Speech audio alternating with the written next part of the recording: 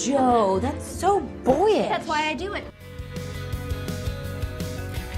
The tomboy. For centuries, she's broken all the rules, captivating audiences with her nonconformist spirit and strong sense of self. Just let me smash this ball downtown! Looking at this character across her many appearances in film, TV, and literature, we can identify some of her common traits. The tomboy loves traditionally masculine activities and interests, like cars or sports. There's no way that's Mad Max. Yeah, girls don't play video games. She often has an open disdain for anything overly feminine. You can only put on so much lip gloss, princess! She usually prefers boys' clothing, baggy shirts, or athletic wear instead of dresses and skirts. I have a strict no ruffles policy.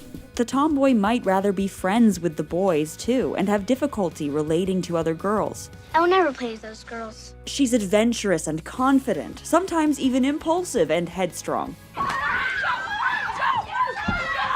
Crucially, she doesn't cave to the pressure to conform. The tomboy marches to the beat of her own drum, which has made her a strong role model for women and girls who feel like they don't fit in. I am Merida, and I'll be shooting for my own hand. But she also tends to be treated as an anomaly by her community. You're a girl! Be a girl and beat it! And possibly by her story, which can reinforce the idea that a tomboy personality is abnormal. Dad kissed a girl! It wasn't a girl, it was Max! Often, her story presents being a tomboy as just a phase, one she's expected to grow out of.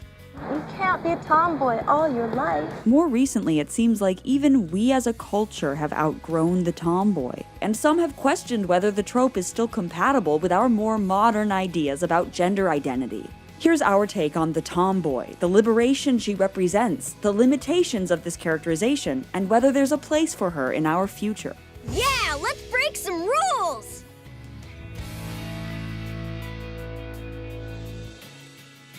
Hi everyone, I'm Susanna. And I'm Deborah, and you're watching The Take. Be sure to share and subscribe. And never miss a take.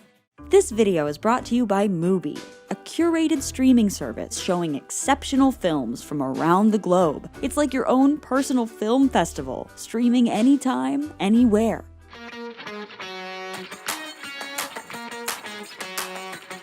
Hi, Mr. Bose! Don't you say hey to me, you ugly girl! The word tomboy originated in the 16th century to describe brash, boisterous, or self-assured young boys. But it soon shifted to girls who behaved immodestly, in other words, like a boy would. Be careful, tomboy. If you get all that grease washed off, you might discover you're a girl after all. There is an inherent judgment to the word tomboy, implying she's acting in a way that girls shouldn't. But this is exactly what makes her such a popular character. She defies restrictions. I'm saying it's not ladylike to talk with your mouth full. What, I gotta finish chilling before I can talk? Becoming a fun, rebellious role model for other not-so-girly girls. Merida, a princess does not place her weapons on the table. Mom, it's just my bow.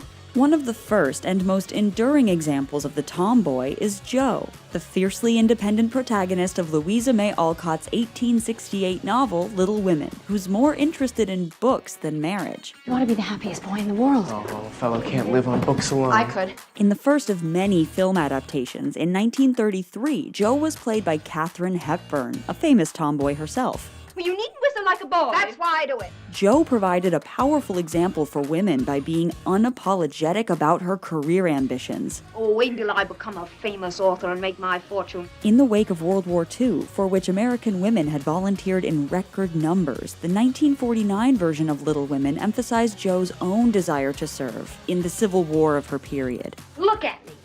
Dying to go and fight my father's side, and here I am, sitting and knitting. And more modern Joes in Little Women's iconic 1994 and 2019 adaptations still carry an edge in their refusal to bow to society's expectations for women. I just can't go be your wife. Oh, I only sold what was my own. Joe, your hair! You're one beauty. Well, it doesn't affect the fate of the nation. In 1960, Harper Lee's novel To Kill a Mockingbird gave us Scout, a 6-year-old tomboy who's defined not just by her confidence, but also by her curiosity. You shouldn't be defending him. Then why are you doing it? As the 1962 film version arrived at the dawn of the civil rights movement, Scout's scrappy nonconformity helps her see the deep flaws and injustices in her society. Don't say Scout. I didn't say it. Cecil Jacobs did. That's why I had to fight him. While Joe and Scout offered models of ambition and fortitude, the 70s tomboy was tough, loved sports and junk food, and was often just as lazy and rude as the boys. Grab a fat, punk. As played by actors like Tatum O'Neal in The Bad News Bears and Paper Moon, and Jodie Foster in Candle Shoe and Freaky Friday, the 70s tomboy was free-spirited in a way that mirrored the rising women's liberation movement. In fact, yesterday I was made captain for today's playoff game. Kinda neat, huh? I'm also pretty good on water. And her fearless swagger would become one of the tomboy's defining traits. You think I can't bust out of juvenile hall, huh? You think I can't? I can bust out anytime I want, you hear? Anytime I want. As the 80s gave rise to shopping and makeup-obsessed material girls and valley girls, This one is so tubular. the tomboy's rebelliousness became part of an implicit class war. Could you tell Mrs. Onassis here to stay out of my way? Working-class, motorcycle-riding Joe on the NBC sitcom The Facts of Life was a thorn in the side of posh, perfect Blair. The Countess's motto is, dare to be you. You mean, dare to put on all the scoop and go out in public. In Some Kind of Wonderful, Mary Stuart Masterson's Watts is a leather jacket-wearing punk rock drummer who takes no guff from the rich kids. I've just never seen a girl wearing boys' underpants before. You ever seen a girl with a drumstick shoved up her nose? And Punky Brewster's thrown-together tomboy reflected her hard-scrabble home life as an orphan, a stark contrast to her snobby classmates. For Punky, like for many of these young women, being a tomboy was a statement of fierce, empowering individuality. I use punky power. What's that? It's believing in myself. It's never giving up. But most of all, it's knowing that I can do anything I want. I really try. By the 90s and early 2000s, tomboys could be all of these things. Adventure seeker. I'm running away. Where are you running to? California. Going to Hollywood to live with the Brady Bunch. Athlete. I love soccer more than anything else in the world. Intellectual. I only surround myself with people who I find intellectually stimulating. Or even just a smartass. Expressing my opinion is not a terrorist action. But even though many of these tomboys were positive role models, they were still portrayed as oddities, outcasts, antagonized by their peers. Make sure she's in the back for the group photo. Meanwhile, by making this character aspirational through associating her with typically male qualities, these stories could end up suggesting that the feminine, girly traits the tomboy rejected were inherently inferior or undesirable, a bias that's still a problem today.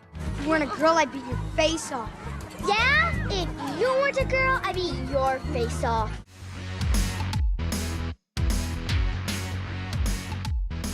Lose the tomboy thing and grow up. A reoccurring feature of the tomboy story is the expectation that she'll eventually grow out of it. For My Girl's Veda, getting her first period signals the beginning of her transition into womanhood.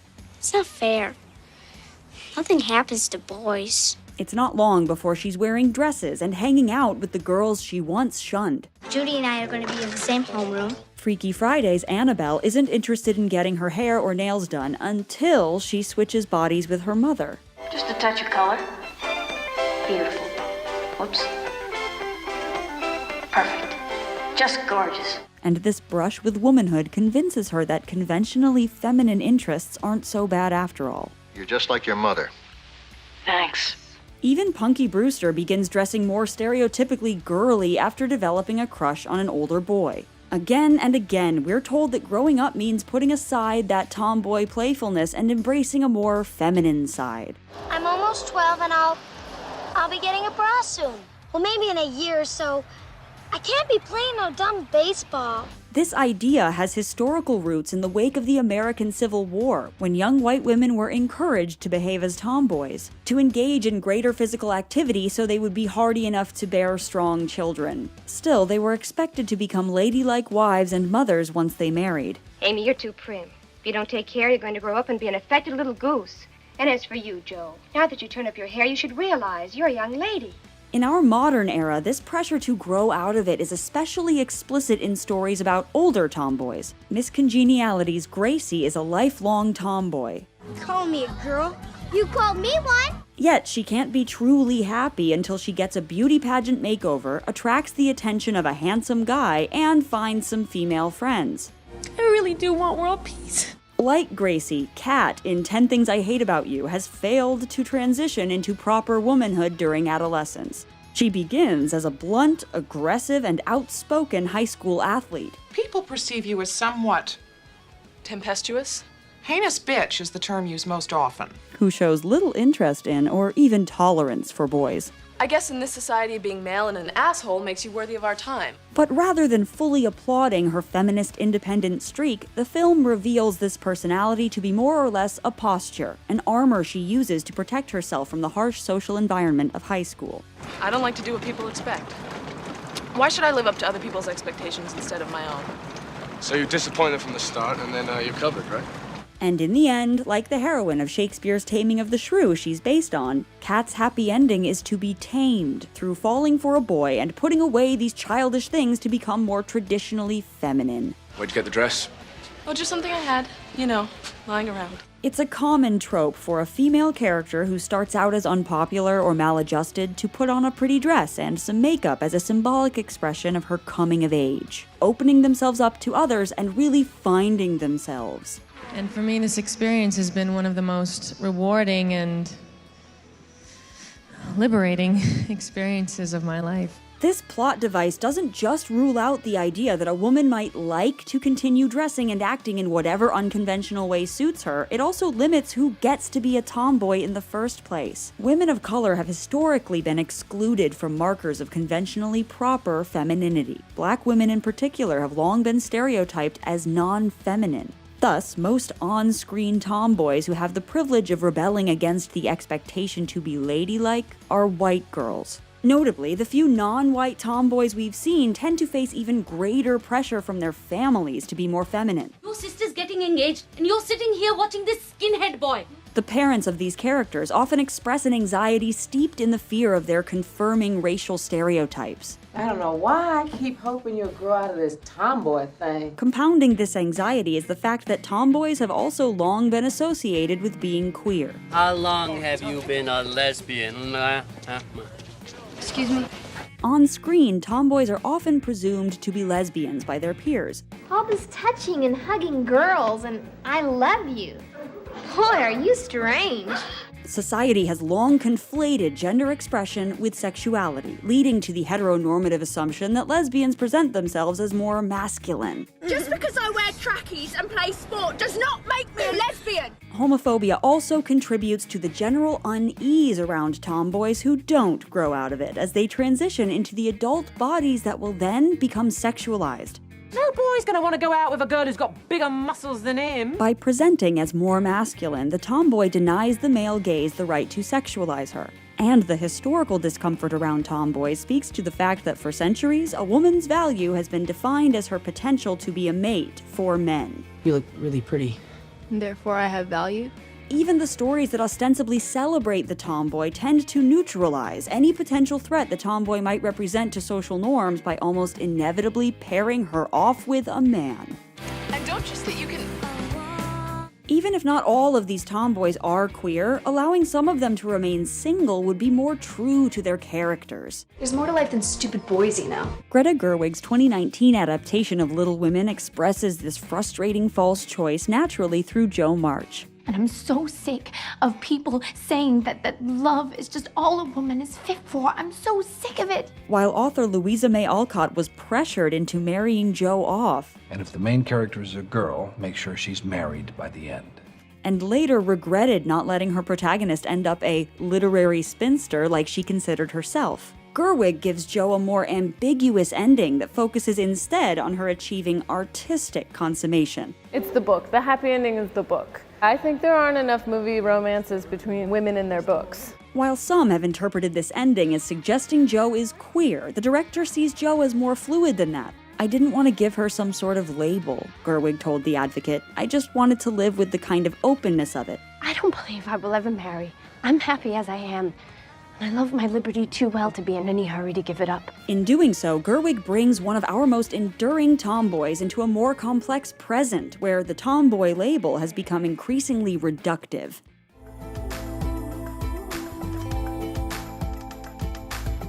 So why does this character, who was once considered such a positive role model for individualism and self-expression, seem to be disappearing? One reason is that it's become less taboo or remarkable for women to be interested in traditionally masculine pursuits. It's just sometimes I get emotional over sports. As women continue to excel at STEM studies, run big corporations, take political leadership, and dominate sports, there are increasingly few arenas that are still viewed as explicitly male. Hello, Fabiola. And hello to you, Gears Brosnan. Calling girls tomboys only reinforces this outmoded idea that having certain skills or interests makes one more like a boy or a girl. Whatever you think about the whole superhero movie genre, at least it's getting people to read the original source material. I cannot believe that you read comic books. I mean, you're a girl. As Melissa Adkins-Wardy, the author of Redefining Girly, writes, tomboy has become an unhelpful word that suggests if girls are brave or athletic or strong, they're tomboys, and being the opposite of those things is girly. Thus, letting go of the tomboy trope may be a necessary step toward normalizing these characteristics and interests as universal. More recently, the conversation has shifted toward gender being expressed along a spectrum, rather than as a dichotomy. Gender to me is a bit like languages and money, and that it exists, like it's real, and it informs how humans interact with each other a great deal, and it's important, but we made it up. The transgender rights movement has brought increased visibility for gender non-conforming people. I think having trans folks on screen telling their stories is big for the community because it's a source of inspiration. And we've seen a number of celebrities who identify as genderqueer or gender non-binary. There's so many ways that I feel like I have the opportunity to express myself now, especially visually, providing this kind of weird genderqueer bending representation. This neutrality is starting to trickle down to the smaller details of our lives. In 2015, Target announced that it would remove gender-based labels, seeing no need to designate toys or bedding as strictly for boys or for girls. This shift has been reflected on TV and film in characters like Sadie in Good Girls and Theo in The Chilling Adventures of Sabrina, both of whom were assigned a female gender at birth, but who later came out as trans boys. You did it, Sue! Wow! No way Coach Craven doesn't let you on the team now! Actually, guys, it's Theo now. Across movies and TV, we're now seeing a variety of nuanced portrayals of gender non-conformance in characters who express themselves however they want, without this becoming their entire personalities. I don't even know if she's into girls, so I'm good. She wore a polo shirt to prom. Well, that's just her gender performance. It's different from her sexual orientation. Although some of these characters still resemble the tomboys of the past, when was the last time you didn't wear a hoodie and sweatpants? They speak to the cultural progress of our present moment, in which gender-bending characters are no longer defined as anomalies, or as the opposite of their girlier peers. Can we please stick together? I'd never leave you. Arguably, many of today's on-screen narratives and media conversations realize the future that past tomboys envisioned, a world in which confidence, ambition, and adventurousness are no longer seen as the slightest bit unusual in girls, just as beauty, sensitivity, and gentleness are perfectly normal for boys. I thought you said you were a boy. So, a boy can be a nurse. Ultimately, the best fate for the tomboy trope is to fade completely out of existence, outdated by a world in which this label doesn't need to exist and doesn't even make sense because there's no longer an oppressive binary dictating which traits are seen as female or male. Both men and women should feel free to be sensitive. Both men and women should feel free to be strong. It is time that we all perceive gender on a spectrum instead of two sets of opposing ideals. Despite our many steps forward, this is still very much not the world that many of us confront in our daily lives. So, until we get there, we can continue to channel the tomboy's fearlessness, to defy the rules that don't feel right to us, never give in to society's expectations, and embrace our own individuality, however we choose to define it. I'm not looking for anyone's approval. I know who I am. There are some natures too lofty to bend. This is The Take.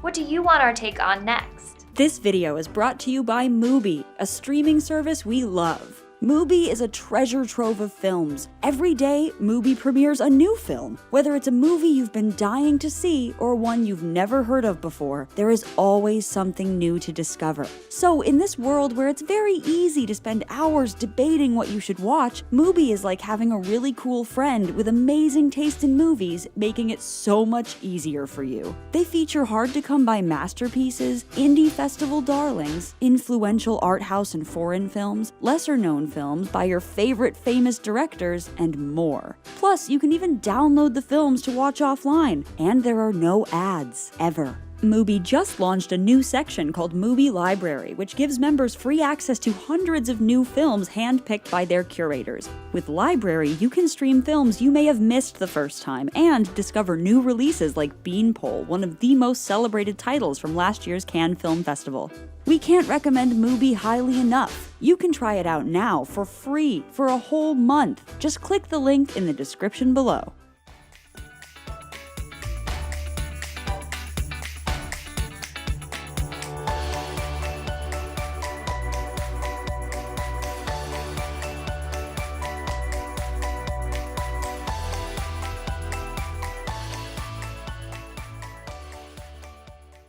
Hello everyone, welcome to Fashion Nation. So today we're going to talk about the signs that tell you you are a tomboy.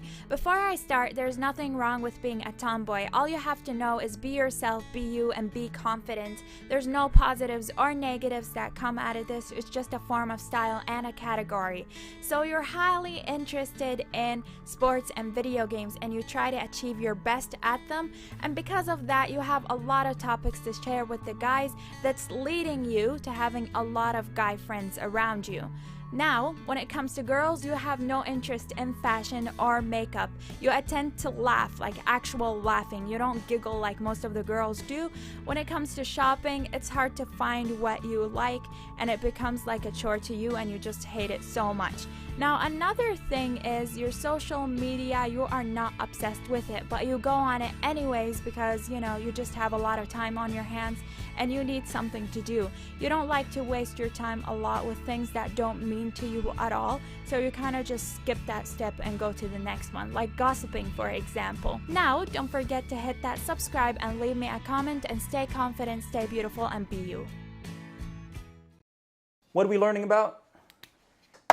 Tomboys. The question is always, well, what is a tomboy? Wikipedia's definition, a tomboy is a girl who exhibits characteristics, behaviors that is typical, considered typical of boys. Dictionary.com has a slightly different definition. An energetic, sometimes boisterous girl whose behavior and pursuits, especially in games and sport, are considered more typical of boys than of girls. So generally, I think you can take away like, what is the mainstream understanding of a tomboy? It's like a girl that's like a boy, a boyish girl. Well, Professor Lando, that's what Wikipedia says. That's what dictionary.com says. What does Professor Lando say about a tomboy? Well, I have a lot to say about tomboys. Hey class, really quick, I wanted to let you know that we got some new merch. Check it out. Some Ligma University School Spirit hat, polo shirt, and some other t-shirts over at ProfessorLando.com. This is a pre-order campaign, so from now until June 6th, you can place your orders, and then they will ship out late summer. So if you want to show some school spirit, you can go ahead and check that out. Thank you. What are the characteristics, what are the traits that make up a tomboy? Trait number 1, short hair. Probably the main feature that is associated. We see people conflating a girl with short hair with tomboys very often. Short hair it's only a part of the puzzle. But you see a girl, you see a character with short hair and you're like, tomboy. Slow down a little bit. Let's not jump to conclusions. The next characteristic, I believe, to make up a tomboy is attitude. Tomboys are, especially in media, right? We're talking about anime, movies. They're a specific type of character. They are often calm, cool, collected, or the blunt, like dictionary.com said, boisterous, like spunky type of person. spirit and guts, moxie and pluck. I think these two are generally like the tomboy archetypes. Next trait is interests. Interest in fitness, sports, fighting, being a warrior, or maybe simply cross-dressing as a boy or male. Basically, interested in things normally associated with boys. Professor Lando's tomboy equilibrium model. What is it? Well, the what ifs and make it or break it cases of tomboyishness comes down to the relationship of those traits, but ultimately certain qualities. Cool versus cute. Being a tomboy is a delicate balance between cool and cute. Tomboys are cool and cute. They can't be cool and not cute. They can't be cute and not cool. There's a balance. On this side you have cool, and this side you have cute. Somewhere along this spectrum, you have a tomboy. And cool and cute are both contributing to the essence of this tomboyishness. And yes, being the tomboy, you can go back and forth on the spectrum to varying degrees. There are some tomboys that pull more to cool. There are some tomboys that pull more towards cute. You know, life is not a binary, shades of gray, yada yada. But if you start to pull too far from one side, you'll break this link. And I believe that no longer becomes a tomboy. That's just a cool girl. Likewise, on the other end of the spectrum, if you pull too close to cute, you'll break this chain and you just have a cute girl. There needs to be a balance between cool and cute to make a tomboy. I guess you could really call it like there's this amorphous zone right here. This is the Goldilocks zone of tomboyishness. Hot versus sexy. In Professor Lando's tomboy equilibrium model, tomboys are hot, but not sexy. When I saw them, I thought to myself, that character is more, it's more like a vixen, you know, like a babe. Do we know who this is? Winry Rock Bell, the automail girl, yes, from Full Metal Alchemist. Do you think this is a tomboy?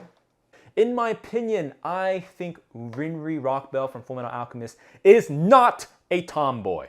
She has the attitude and personality, right? She's kind of like spunky, right? Kind of spunky, a little boisterous, and has the interest, right? A boyish interest of, you know, she's a mechanic, right? It's kind of associated with like being a rough, like masculine, right? Kind of rough. I attribute a sort of point system mentally. The long hair is associated with sexiness. We talked about cute versus cool.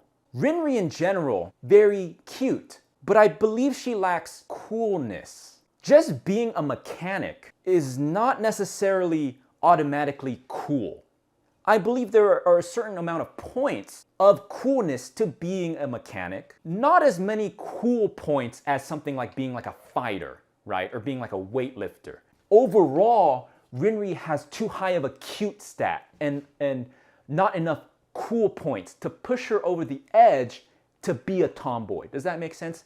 Like Rinri, when you watch the show, she's spunky. She's a mechanic, but she's just too cute, too cutesy. I don't really feel that coolness, that boyishness of her. In the mainstream discussion of tomboys and femboys, they're often put in the same sphere. I think viewed in the same level of thing, of concept. You know, we talk about like femboy Hooters, tomboy Outback Steakhouse. I think this is a false comparison. This is not a correct comparison to make. I think people think femboys and tomboys are opposite sides of the spectrum, but I don't think so. To explain why, we're gonna use some examples. When we talk about femboys, especially like how they're perceived in pop culture, mainstream culture right now, I wanna say like when a male is dressed up feminine, you know, maybe with a skirt, maybe they're wearing thigh highs, maybe a choker, you know, I don't know. I'm just throwing stuff out there. I think most people will be like, oh, that's a femboy. Like Astolfo from Fate Grand Order, Felix from ReZero, Venti from Genshin Impact, Clover Cookie from Cookie Run Kingdom. These femboys, they vary widely in their personalities and the type of character, type of person they are. And I think most people would be like, yes, that's a femboy. You know, femboys is not the same as tomboys because when you look at tomboys, their personalities, it's more of the same thing. It's more of this certain kind of character archetype, these more narrow type of traits. When I'm watching like a new anime or something and there's like a character and it's like a boy, it's a guy, but it's dressed like a girl, I'm like, oh, it's a femboy, another one added to the collection. It doesn't matter what type of character they are. They could be timid, they could be shy, they could be, you know, loud, they can be outgoing, they can be snarky. Like, I'm just like, femboy. But with the tomboys, for some reason, I'm more critical. You might be asking, Professor Lando, you're saying a lot of things aren't tomboys. Well, what is a tomboy? Mikasa Ackerman from Attack on Titan, I believe, is a true, honest-to-goodness tomboy. We have the cool factor, a strong fighter, calm and collected, a seriousness about her, but also passionate. And because of her bluntness and her attitude, often leads her to coming across as very cute at times, right? Leaves her open to vulnerability due to her seriousness, usual demeanor. Comes across as very cute. She also has abs and is very fit. We're getting that interests, right? She's a fighter, she's a warrior. You understand Mikasa Ackerman to be like a very strong character. Cherry on top also just has short hair. And again, because of the combination of like the coolness, I think overall, like if I was to say like, do I think Mikasa is hot or sexy? Like, yeah, she could be minutely or to some degree sexy, but I think her hotness value, like I think she's way hotter than she is like sexy. And you know, again, as a reminder, like when I say sexy, what am I talking about? Like I'm talking about like, you know, bodacious, like a vixen, a babe. I think Mikasa is not really that. I wouldn't really say like, oh, she's such a babe, she's so sexy. It's more like, oh, she's so hot. Like with short hair being very, very, very commonly associated with tomboys, I think there's another trait that's often strongly associated with tomboys. Fit chicks or muscular girls. We'll be using a real life example. In analyzing muscular girls and why we like them so much, fit chicks, I'd like to present figure A. TikTok influencer, fitness influencer, lean beef patty. We're gonna be analyzing this figure A as, and we're gonna break down like why do we like fit chicks? Point one, the abs. When I look at these abs, I just get the desire to like want to have my face like shaved down against those steel grates. Like I was being dragged against the asphalt hanging off of like a speeding car. And like I would want that until my face was left looking like a shredded stick of string cheese. So that is abs. And two, thighs. And when we look at the thighs, what do we think? You know, the thighs are the location of where I would like to have my head crushed, like a watermelon, of course, or any fruit. And I want my head to be crushed until my skull cracks and my brain matter is just splattered against the fucking floor. And the last thought that the neurons of my brain are processing before the gray matter gets splattered everywhere, the last thing that they're processing is just like the sheer amounts of like dopamine and serotonin that is just coming out of my head. And the third is the look she's giving us. Like notice how she's looking down at you. You're scum. You're scum, you're nothing. And she knows it. And that's exactly what I like.